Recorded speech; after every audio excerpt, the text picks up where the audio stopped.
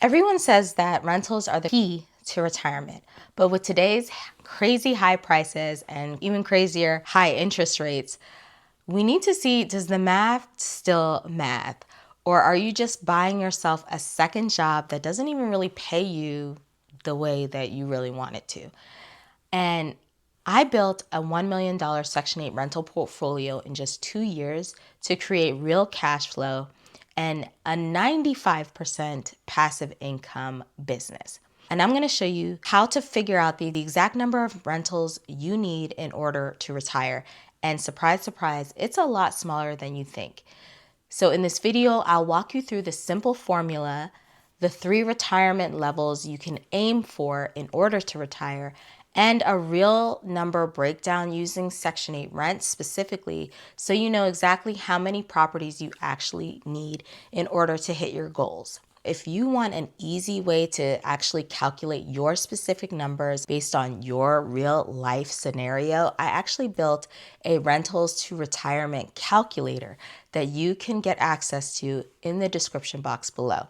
First, let's talk about the big goal trap. Most investors think they need 11 million properties to be financially free. So they start to chase the volume, and that can easily lead to burnout and end up being a giant headache that they are running, a new job that they have, instead of the passive income dream life business that we're all searching for. And this definitely happened to me a few years ago. I was hosting over 20 Airbnbs, and on paper, it looked great. I was making good money. I'm not gonna lie. It was sweet money wise, but it was also a lot of work, a lot of moving parts. I've talked about this before on this channel, and more units does not always equal more freedom, which a lot of people think.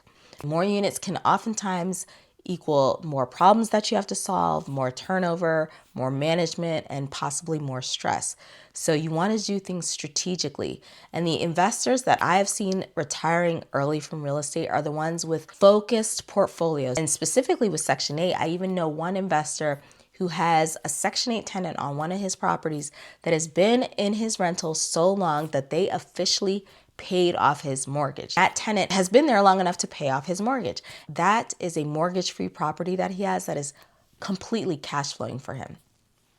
First step is figuring out what number you're actually aiming for. You don't want to go in just blind and willy-nilly. You want to figure out what that is for you.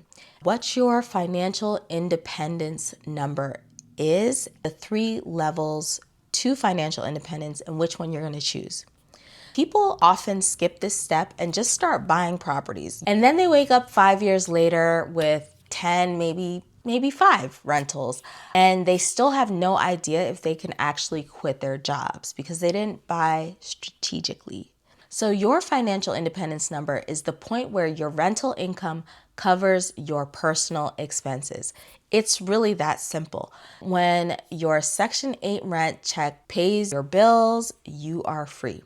And this is how I was actually able to stay at home for around 3 years after having 2 babies back to back. Up until yesterday, I had 2 and under. My son just turned 3 yesterday.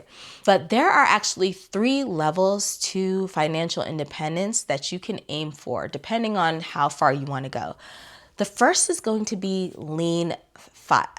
So lean financial independence. And this is the base level version. This is where you're covering your basics, your housing, your food, utilities, your transportation, maybe your childcare expenses. No real extras. So for the average American household, this is around between $40,000 and $60,000 a year. And I'm talking like baseline to survive. Then you've got your normal financial independence. This is your lifestyle. This is what you actually spend today. Your bills are covered, of course, but then you've got your eating out, vacations, and based on the most recent Bureau of Labor statistic numbers, the average U.S. household spends around $70,000 to $100,000 a year. So we'll use $80,000 as our normal financial independence. This is where you're a bit more comfortable. Next, you've got fat financial independence. And this is what I like to call FU money, okay? This is where your bills are paid. You've got fun money, FU money, vacations, cushion money, inflation, money to put away for your kids, all of that. And this could be around $150,000 to $200,000 a year. So before you buy your next or your first property, you want to pick a goal. Is your goal lean, FIRE, normal, or is it going to be FAT, financial independence?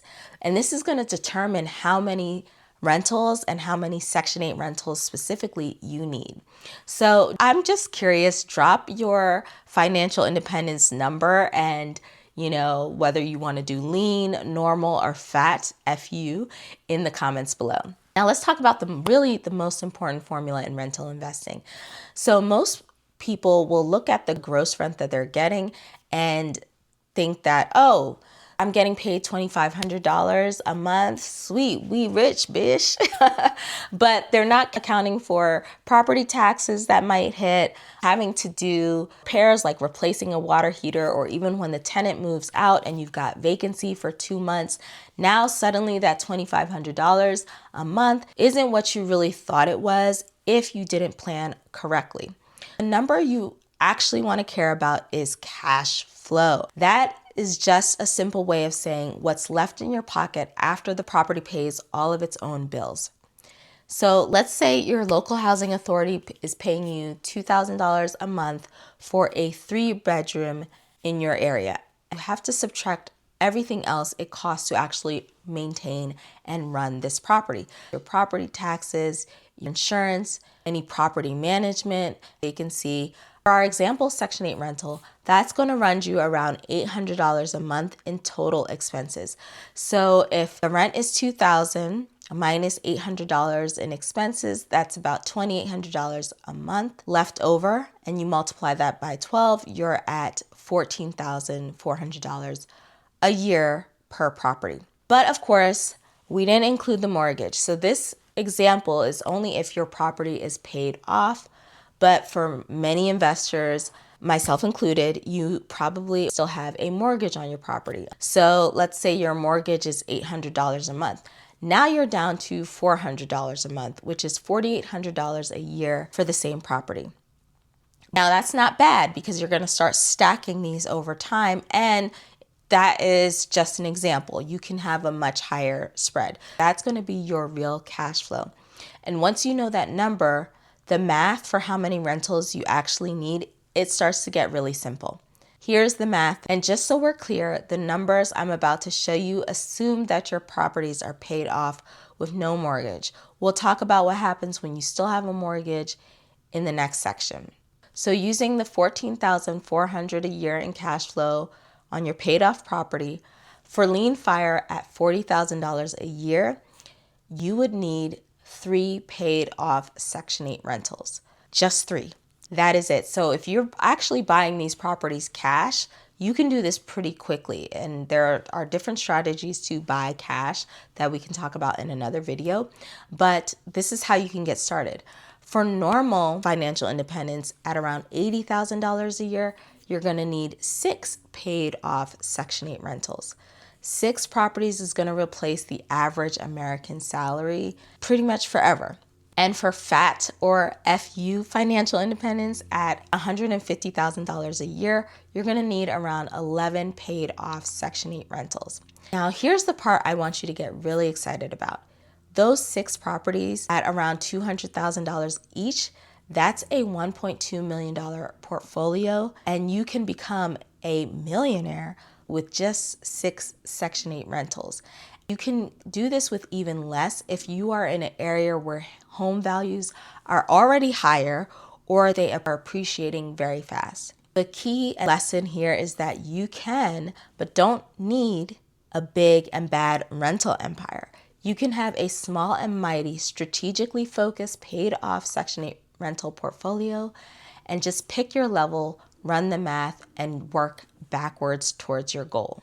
Okay, so I know you're like, okay, that's cute, girl, but what if I have a mortgage on these properties?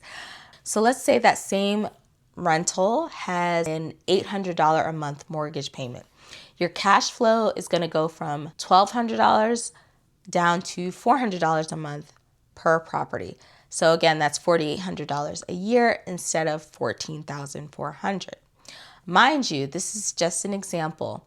Our personal rentals average around $600 or more. I've got some rentals that are even cash flowing around $1,000. So with the full debt on your property, you would need roughly 3 times as many rentals to hit the same financial independence numbers. So that 3 properties is going to become 9, 6 becomes 18, 11 becomes 33. But again, these are with those numbers. You can adjust this by how you purchase your property, the price point, the actual amount of cash flow you're getting, and what you take home. So I want you to take in that this is why you don't want to stay in growth mode forever. There are 3 phases to being a successful real estate investor.